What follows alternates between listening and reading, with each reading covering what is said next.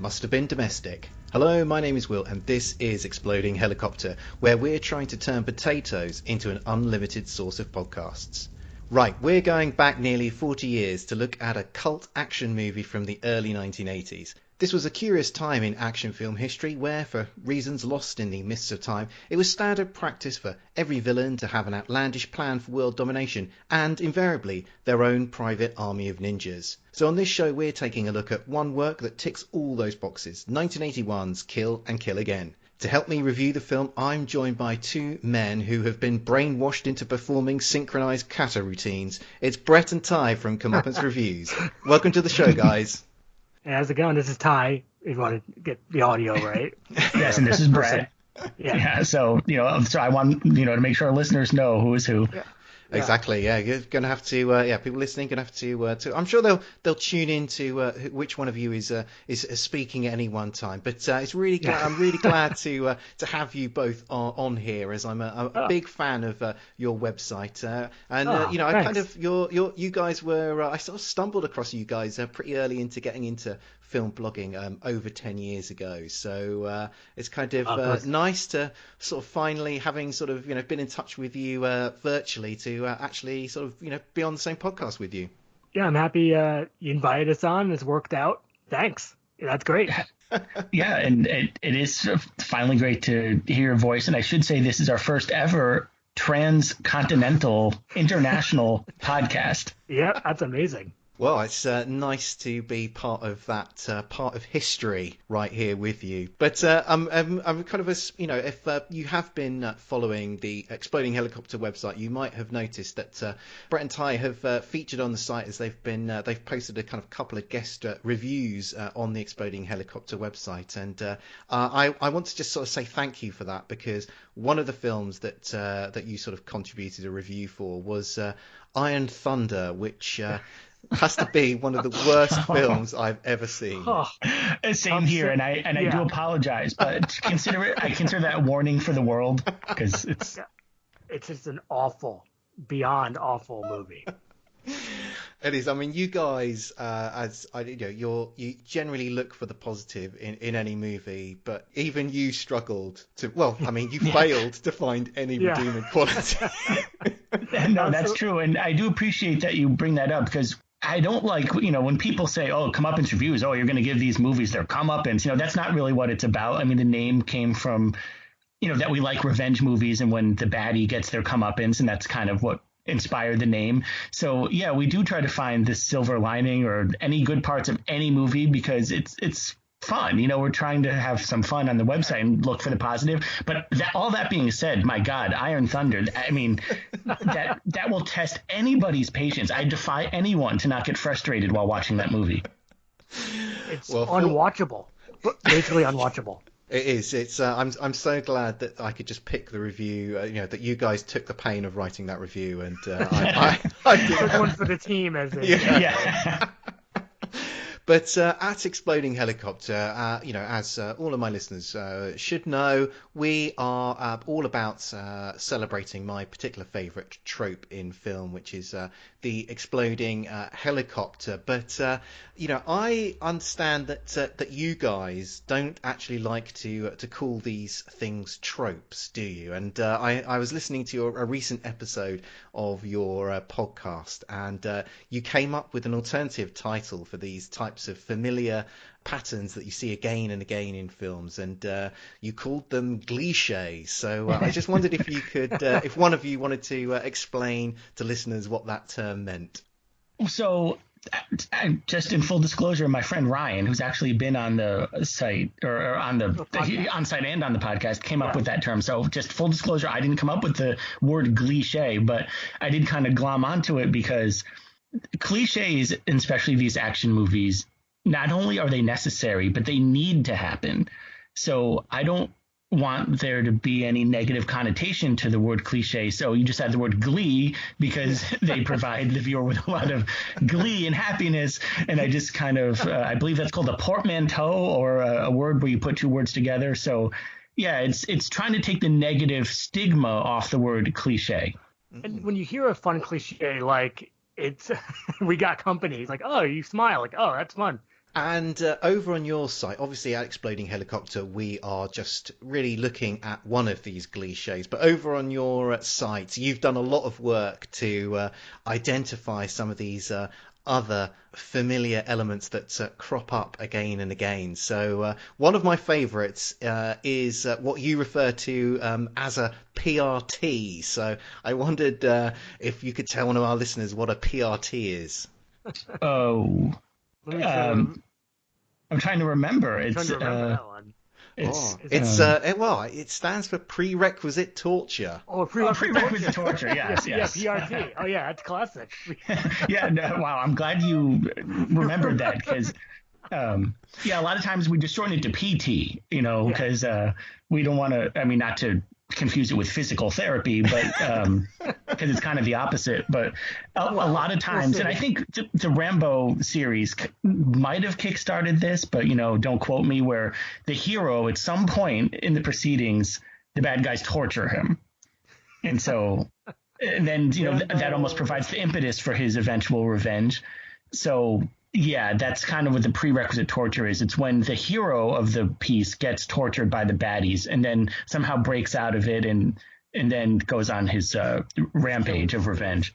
Showdown Little Tokyo is a good example. Yeah, and that kind of prerequisite torture, it sort of absolves the hero for the inevitable carnage which they're about to dole out. So it serves another important sort of function in those movies as well. Yeah, I mean, it's not always enjoyable to watch. Like, personally, and Ty knows this very well, I don't like torture. Like, I wouldn't watch, like, the Saw or Hostel or whatever these torture porn movies are, just because I don't like that. To me, that just doesn't do much for me as a viewer. But as far as the prerequisite torture in an action movie, you're right. It can serve a very important purpose. Okay, I think it's time we got stuck into Kill and Kill Again. So let's have a listen to the frankly glorious trailer. James Ryan, 4 times world martial arts champion, a living weapon of destruction. In 1980, he accepted the challenge to take on a battalion of karate commandos and kill or be killed. Now, James Ryan is back as Steve Chase in the most explosive action adventure of our time. This time, his assault squad of 5 international superstars must face an enemy that could devastate any army on Earth.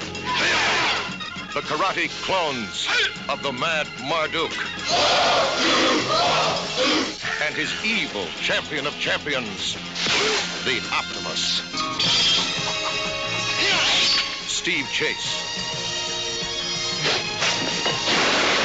Must have been domestic.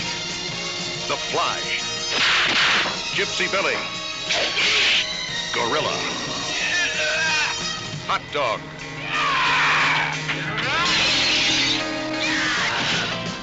And the magnificent Candy Cane. I had to see for myself how good you really were. Together, they must battle for a prize more valuable than any trophy. The freedom of the entire world. It'll be expensive. Shall we say 2 million? 5 million. In the air. Martial arts champion Steve Chase is recruited to rescue a missing scientist. He's been taken by a billionaire turned eccentric cult leader called Marduk. Before he disappeared, the missing boffin had been trying to turn potatoes into an unlimited source of energy. However, during his research, he'd accidentally learned how to turn spuds into a mind-controlled drug. Marduk now wants to use this drug to help him create an army of fighters that'll help his plan for world domination. To help him with the challenge, our hero recruits a trusty band of comrades to rescue the scientist, destroy the drug, and stop Marduk's sinister scheme to conquer the world. There's no one terribly familiar in the cast. Steve Chase is played by James Ryan, who had something of a career in DTV. One of Steve's buddies in arms is played by Ken Gampu, who appeared in a few interesting movies. Interesting in the sense that they also featured an exploding helicopter. So he starred in The Gods Must Be Crazy, Cyborg Cop 2 and American Ninja 4. Kill and Kill Again has a 5.2 rating on IMDb and a 47% user rating on Rotten Tomatoes. The film is a sequel to Kill or Be Killed, which came out in 1976, or 1980, depending on what information you read on the internet. Apparently a third film was planned, but to date has not been made, and I, for one, am not holding out for it to appear at this late stage in the game. Although the film does enjoy something of a cult reputation, it has been re-released and has been the subject of a Riff Tracks commentary. So, with all that out of the way, let's find out what my guests made of Kill and Kill Again. So, Brett, what did you make of Kill and Kill Again? Overall, I liked the movie. I liked how wild and wacky and weird it was. Like you touched upon, the whole idea of using potatoes as a serum for mind control. I like that aspect of it. What I didn't like was the running time. I thought 101 minutes of this was a bit much.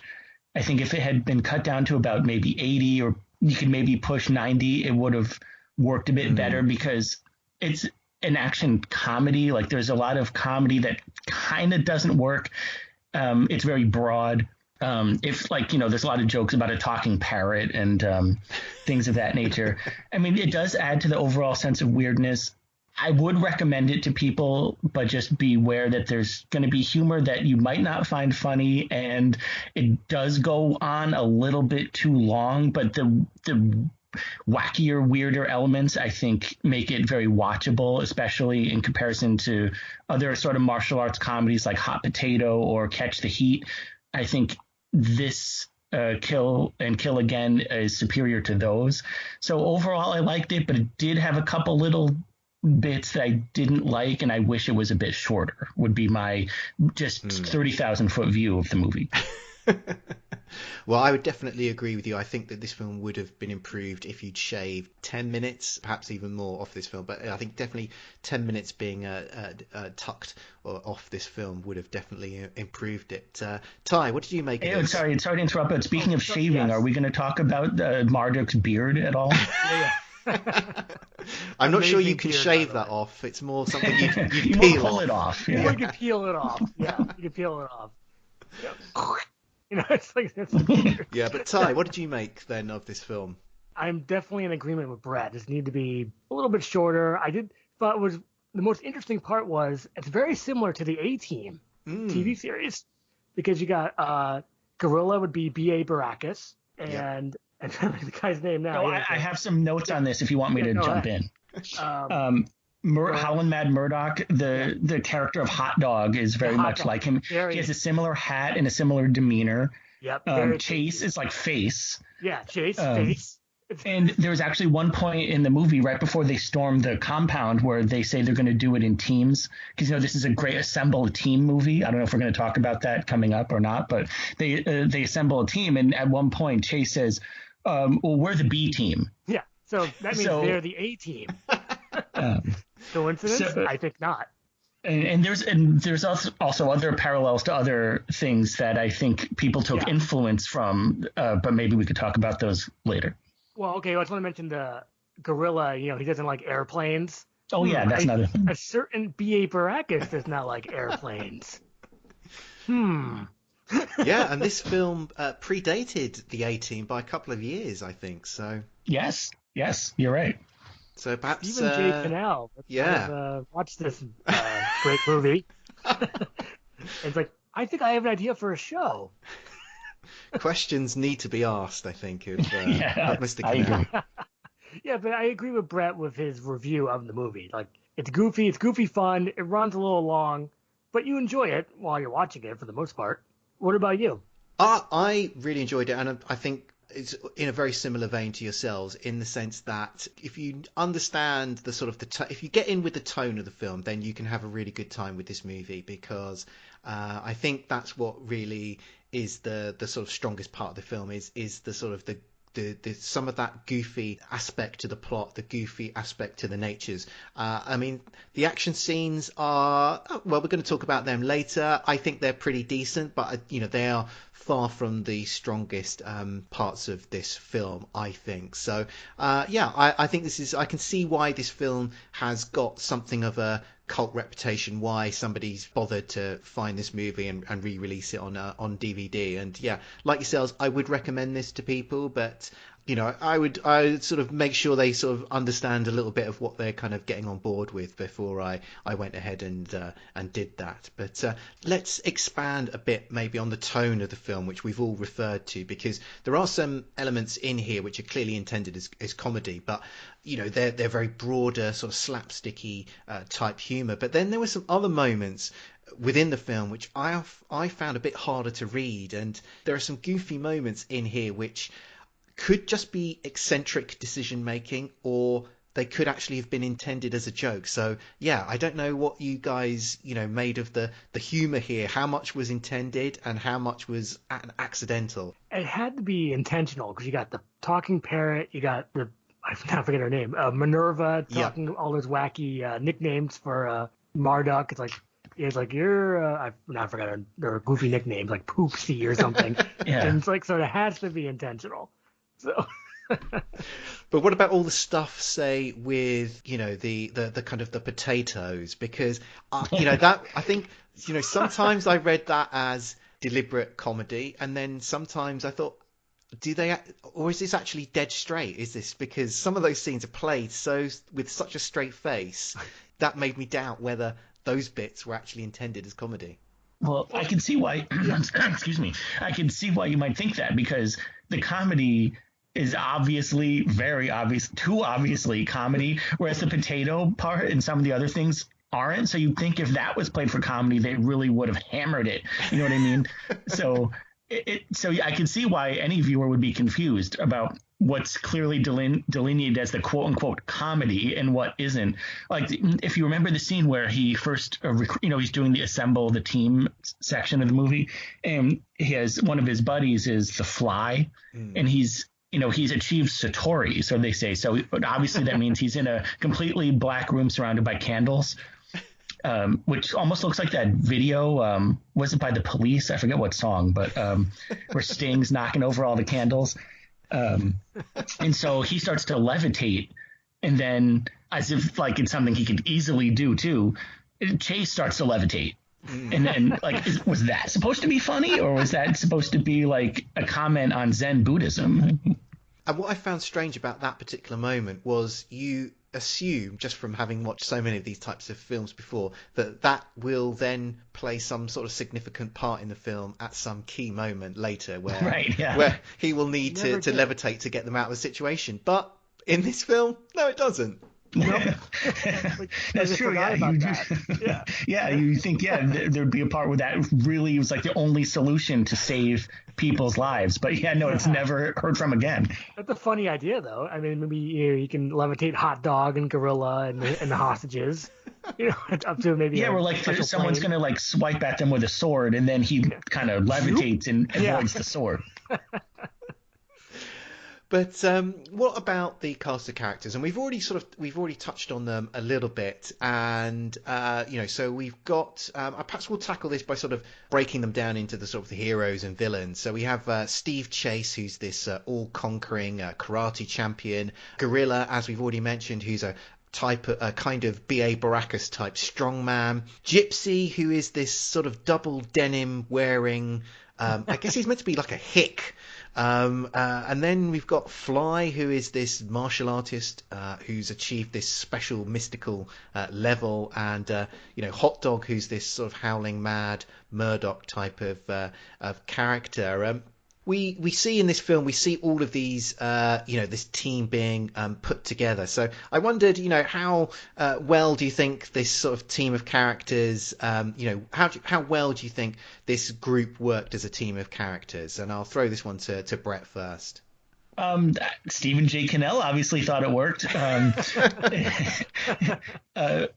No, I think it does work well. I think the characters are individual enough from each other, so we clearly know who all of them are. They all do have their specific personalities. I did think that worked. Let's not forget about Candy Kane, who I don't know if you want to call her the token female, but it's her father who gets kidnapped, and his name is Dr. Horatio Kane. And you have to wonder if the CSI Miami writers watch this as well, because I don't know, could the writers of CSI Miami come up with the name Horatio Kane all on their own? I don't know. I don't think so. Or maybe David Caruso did, because with his fantastic acting, in Miami. But to answer your initial question, yes, I think the team does work and their personalities are different. There's a lot of other movies of this type where you can't tell any of the characters apart. So in this you definitely can. So in that sense, it was a success. And the assemble a team section, which I always enjoyed, to me that part of the movie worked well. What about you, Ty? Totally in agreement. I liked, there are certain jobs. One doesn't have a job, right? And then Gorilla was doing some tug of war. That was you don't usually see that. Well, he's doing it with all of his construction worker teammates. Exactly. He's so strong he can yank them all to the mud. But then when Chase shows up, not so much. I don't know. You would think that Gorilla would beat Chase, but you would be wrong. Yeah. But then Gorilla hugs him and he gets mud all over him. Yeah. Yes. That's very A-team. That's something would happen to Face. You can't help but enjoy these, team movies. I'm trying to think of another good team movie. Kill Squad. Oh, yeah, exactly. Kill Squad's perfect. Did you ever see Kill Squad, Will? I have not seen that, no. I think you would enjoy it a lot. If you like this, you would definitely like that. Well, I'll make sure to check it out. But let's have a little focus on the villains of the piece here. And yes. we've got the mad genius Marduk. He then has his chief heavy, who is known as the Optimus, and we then have Minerva. And I'm not really sure what her role is within the Marduk operation. She has a very interesting relationship with Marduk, where she looks like she's the sort of the backing singer in a New Romantics band, and she is she's got quite a lot of personality, because she's very cheeky to Marduk, who is generally a very serious and authoritarian cult leader, and so I don't really know quite how she sort of gets away with that sort of sarcasm and insolence. But what did you guys I guess make of the villains here? And I'll throw this one to Ty first. Yeah, Marduk definitely stands out because of his beard. It's kind of like a Woolly Willy or Willy Wooly. The guy he changed his beard and mustache around, hey, what's that? With the magnet, right? With the magnet, yeah. Yeah, he's a pretty good villain, I'd say. He kind of, you don't want him to succeed, as usual. But it's just Minerva, I feel like we've seen this type of character before. She kind of looks like Pink, the singer, and she's all pink. So Pink, Stephen J. Cannell, David Caruso, they've seen this movie. Optimus, clearly Optimus the writers Prime. Of Transformers watched this as well. All roads clearly seem to all roads in popular culture clearly lead back to this film. It's very strange. Yes, and I actually have some more, but maybe go ahead. Okay, so remember the scene where there's a quote unquote bullet time effect where yes. So they're shooting a bullet, which was really cool. To me, that's a movie highlight. It looked cool. It looked very well shot, really well done effect. So describe to the audience, someone shoots a gun, and then we see the bullet in close up in slow motion traveling. And clearly, I keep saying that, clearly the makers of The Matrix and the Sniper series both saw this movie and were highly inspired by it. Yes. Not a ripoff, inspired. It's an homage. I think that's all the homages I have on my list. But I think this was seen in drive-ins and on pay cable, and this movie was seen. So I do think it might have had an influence, really, amongst people that saw it at the time. Just darting back to Minerva for a moment.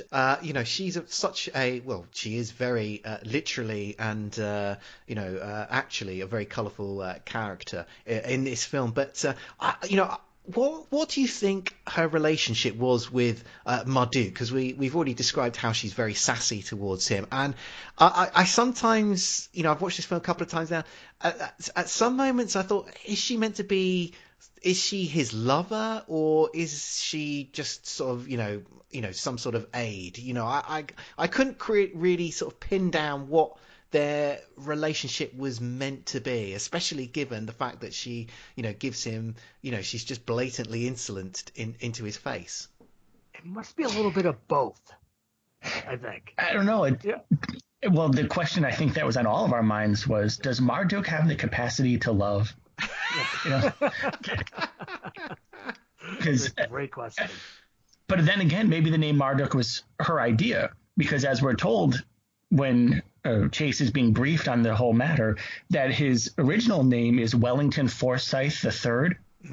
That's a name and a half. Because they say he's a wealthy man named Wellington Forsyth III. It's like, that's redundant. And he's obviously wealthy if that's his name. But he's a rare poor. He's actually poor.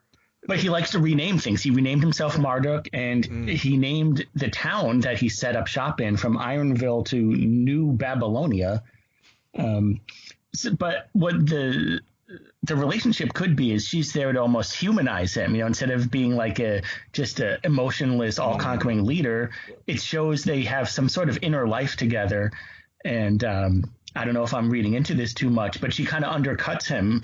Like, instead of being just sort of like this despot, the way she treats him is a clue to their personal life. So something's going on behind the scenes, and she kind of like undercuts, sort of like undermines him a little bit with her pet names for him.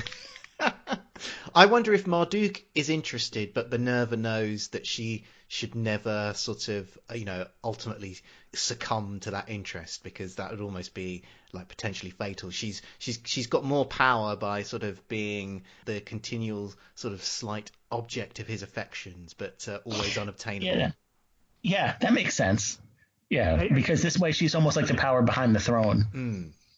I do want to mention the writer of this movie also wrote Hands of Steel, which the main character has a great name, Paco Cuarac.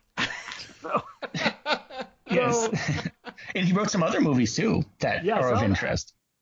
The guy's name is John Crowther. John Crowther. And he wrote Hands of Steel, but he also wrote The Wild Pair with Bubba Smith, and Damned River, which is an early review on our site, which also takes place in Africa, and he was credited as Story on Missing in Action with Chuck Norris. Ooh, what a career!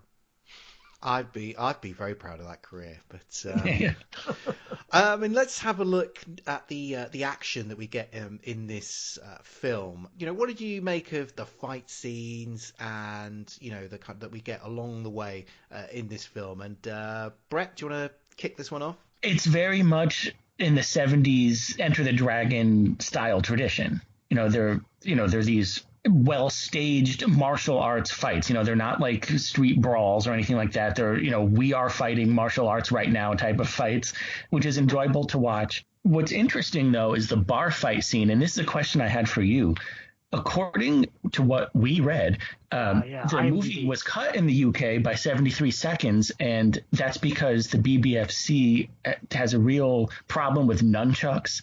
And in that scene, kind of apropos of nothing, Chase breaks out some nunchucks and starts whipping them around and, shattering beer bottles with them. And I was wondering if you knew about that and if there's anything you could say about that. Oh, I'm unaware of the BBFC's issue with nunchucks. I can though. We gotta tell you more. I can though confirm that clearly there are no longer those issues, because the nunchucks were very clearly present in the version of the film that I saw, which is currently streaming in the UK. So, but just as somebody who sort of grew up in the UK, I can remember sort of when I was a kid in the 80s that people were always worried in the UK about kids going away to France and buying flick knives or those kind of or throwing stars that you could. So I can well imagine that in the sort of rather stiff-collared environs of 80s Britain, that nunchucks would be problematic, and that they were featured in a film, they would have to that would affect the certification of it. Yeah, I was just say that one of the funniest examples of Britain taking away your nunchucks Which they clearly want to do. Is Teenage Mutant Ninja Turtles 2: The Secret of the Ooze, where it's a Donatello, one of the turtles. He uses his nunchucks, but they're not nunchucks, they're sausages. So that's gone. So the censors in your country saw the Ninja Turtles as sausage nunchucks and said, no. No, kids can't watch that or even eat them. So it's like... Well, I dread to think, how bad society would be in the UK if children of a formative age saw, a Teenage Mutant Ninja Turtle wielding, a couple of sausages in a dangerous and threatening manner. It would probably just be anarchy, just be anarchy, pure anarchy right now. It would, But what about you, Ty? What did you make of the fight scenes? The fight scenes, yeah, they were fun. They were kind of goofy fun, kind of like Hot Potato, like we mentioned before. You get the hi-ya and it's like jumping around. Yeah, they do hi-ya and yee, a lot of them. Yeah, a lot of yee. I think we can still do that today in our karate classes, but I think it would be, maybe frowned upon. But yeah, there's a certain formal quality to them that you don't see too much these days. But it is kind of a throwback to the Bruce Lee style. I kind of, that in the few years before was the kind of the Bruce Lee craze. Everybody was kung fu fighting and that kind of thing. You see that influence, and it is fun to watch because you don't really see that so much anymore. So this is sort of that drive-in kung fu karate style fights that are a lot of fun. One thing I wanted to mention was the finale of this movie, where, as is often the case in these types of movies, the plot mechanics get everyone into some form of arena and some sort of gladiatorial contest of martial arts takes place. And, that's what happens here. So we see all of our heroes, fighting different challenges from Marduk's army. And then, ultimately, the Optimus then has to face down Steve Chase. But it was really after the Optimus is defeated that I was particularly interested, because we then see the heroes then sort of all come together, and there's kind of like a special move performed where they all pick up Steve Chase and then throw him at Marduk. And that seemed to be like there was a scene somewhere earlier in the film where that special move should really have been established, and then they perform it at this kind of critical moment, because otherwise it really doesn't make sense an awful lot when you watch it in this film as it is. That was one of the highlights of the movie. That was really funny. It's like a bowling ball, but a human bowling ball. It's like... Well, they come together. I think the writers of Voltron might have seen this and were very influenced by it.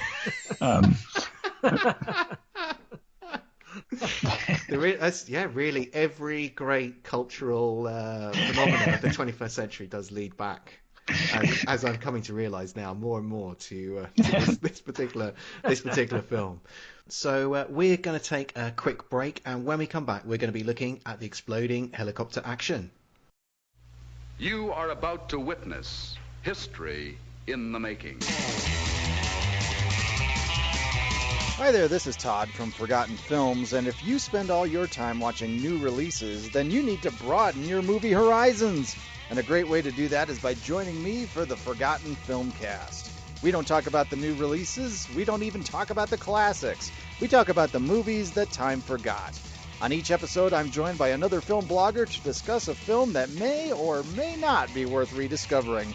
So look for the Forgotten Filmcast on iTunes, Podomatic, and wherever you find great podcasts. We're back, and now we're looking at the exploding helicopter action. This happens during the film's finale. Marduk tries to make his getaway in a Scorpion 133 helicopter, which is an endearingly small helicopter, actually, for a billionaire intent on world domination. But yeah, he tries to make his getaway. Gorilla grabs onto the rotor blades and uses his phenomenal physical strength to stop them turning. A couple of Marduk's goons turn up, and appalled at their boss's decision to ditch them at this moment of crisis, open fire on the helicopter with their machine guns, blowing it up. Gentlemen, what did you make of the exploding helicopter action? I would say it's short but sweet. it's like you said, it's a smaller helicopter. It kind of shows up, or it blows up, I should say, very sort of quickly. It's like 1 minute you're looking at it, and the next minute, there was not a lot of a lead up to it. It just kind of happens. But I also did enjoy that moment where Gorilla is stopping the rotor blades, and I don't want to drill this into the ground, but I do think it's something like in the Expendables, like something Terry Crews, aka Toll Road, might do. It's something that's very Terry Crews, very Expendables, and but that aside, yeah, it's short. It's not particularly lengthy, but it happens, and it almost I would say catches you by surprise, maybe a little. Well, given how influential this film is becoming, I think it's almost a certainty that Expendables 4 will feature that scene that you've just described, and the kind of the influence this film will continue to expand. So, Ty, what did you make of the exploding helicopter action here? It was very well done, very well shot. Because he's like, hey, all right, real exploding helicopter, not a CGI exploding helicopter. And I have to mention that when you said it was really small, I guess Marduk, you can't afford a big one, I guess, because he uses potatoes. Well, yeah, you kind of alluded to that, Yeah, I like that you alluded to that. That was really funny. Yeah, it was really well done, because you can't help but love a real exploding helicopter in a movie. Now that it's Alt-E, as we mentioned, just you press a computer button, it's like, oh, there's an exploding helicopter for you. Yeah, it was very enjoyable. Yeah, I mean, I would agree with you guys in the sense that it does blow up very quickly, and it's not, and that does kind of spoil it a little bit. But I still enjoyed the fact that it's a very unusual helicopter that we see getting blown up here. So I enjoyed the fact that it was quite different from most other helicopters we see being blown up in films. And as we've already talked about, I think the gorilla holding the rotor blades of the chopper was was a really great part of that particular sequence. And I guess given the size of the helicopter, it's only really possible to do that with a helicopter of this size. But I mean, I think that's a little, holding onto the rotor blades like that. I think there's other filmmakers, of all the different elements of helicopter explosions that have been done and done again, here's one that really I don't think has been exploited enough. Oh, I definitely agree. Yeah, I don't think I'd ever seen it before. I'm surprised he didn't pick it up. If he's so strong, but holding the rotor blade is really impressive. We can't do that yet. Well, you're not Gorilla. That's the problem. Not yet. Okay, I think that just about wraps things up for this show. Brett, Ty, thanks very much for joining me. Do you want to take a moment to tell people about Comeuppance Reviews and where they can find you online? Yeah, sure. Well, first off, you're welcome. Thanks for having us on, by the way. That was a lot of fun. Oh, yeah, a lot of fun. Oh, pleasure to have you both. And I guess for plugs, there's comeuppancereviews.net. There's my Instagram, which is under Ty Action Rocks, where I post all the VHS that I own. Ty Comeuppance on the Twitter, on Facebook. And Brett, you have one more. There's our podcast, which is if you just go to iTunes on Apple and just type in Comeuppance Reviews, we should be the only thing that comes up. Yeah. And also we have a email address if you want to email us, which is crpodcast@yahoo.com. So yeah, check us out on all those social sites and see what Comeuppance Reviews has to offer. Yeah, we have some fun stuff on there. Well, I would heartily echo that, and recommend anyone listening to go and check out the reviews up on the website and go and check out the podcast. It's you'll find some you'll learn about some fantastically entertaining films, and there's always a good time when I'm reading one of your reviews or listening to one of your shows. So. Oh, I appreciate that. And also you could avoid bad movies like Iron Thunder. Yeah.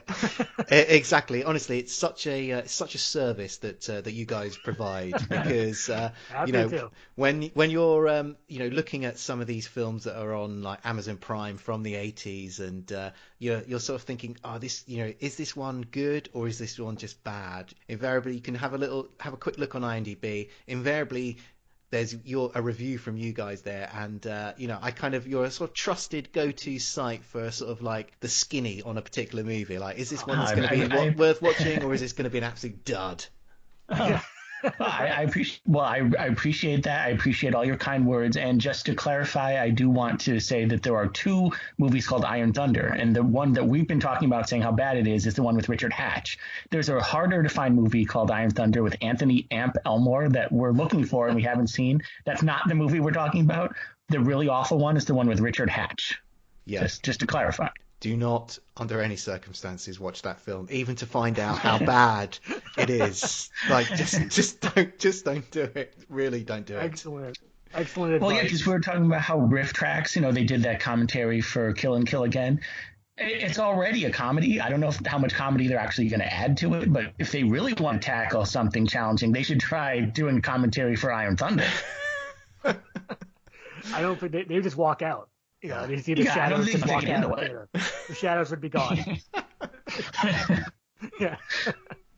As always, sharing is caring. So if you can sit in your heart to rate, review, or retweet us, we'd be forever grateful. Or, well, maybe just temporarily.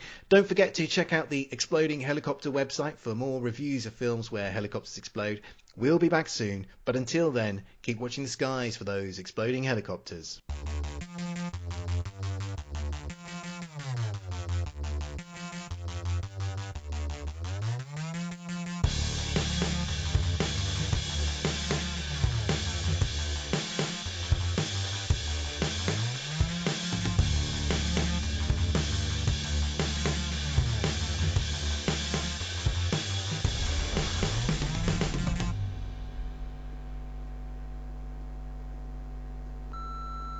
This podcast is a proud member of the Lamb Podcasting Network. Find the network at largeassmovieblogs.com.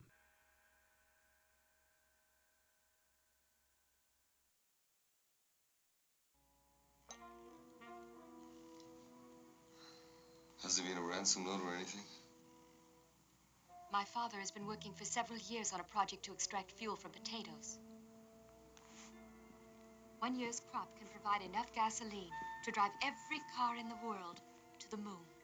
Solve the parking problem. Mr. Chase, this is no laughing matter. You mean to tell me the good doctor was kidnapped because of potatoes? During his research, my father accidentally discovered there was a byproduct. An incredible new mind control drug that enables whoever administers it to bend people to his will. Room service. Champagne for the lady. I've already received it. This one's compliments of the house.